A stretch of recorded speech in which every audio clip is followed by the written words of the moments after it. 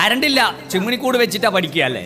ചിമ്മിണിക്കൂട് എന്ന് പറഞ്ഞാൽ ഈ മഷി, അന്ന് പേന എന്ന് പറഞ്ഞാൽ മഷി നിറയ്ക്കുന്ന പേന. ഇപ്പോഴല്ലേ അറ്റത്ത് ബോൾ ഉരുളുന്ന ബോൾ പെന്ന് ബോൾ ഉരുളുന്നതുകൊണ്ട് അറ്റത്ത് നിബ് ബോളാ. അന്ന് മഷി നിറയ്ക്കാൻ വേണ്ടി ബ്രില്ലിന്റെയും ക്യാമലിന്റെയും മഷിക്കുപ്പി വാങ്ങിക്കൊണ്ട് വെച്ചിട്ട് അത് കാലിയായാൽ അതിന്റെ മൂടി കാണിയടി ചോട്ടയാക്കിയിട്ട് അച്ഛന്റെ പഴയ കോട്ടം കൊണ്ട് ചീന്തി തിരിയാക്കിയിട്ട് മണ്ണെണ്ണ വെച്ച വിളക്കാ.